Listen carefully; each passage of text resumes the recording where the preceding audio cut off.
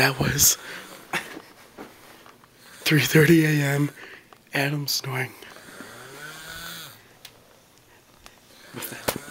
With the pillow over his nose so you can't hear it. Great Toronto trip. See you later.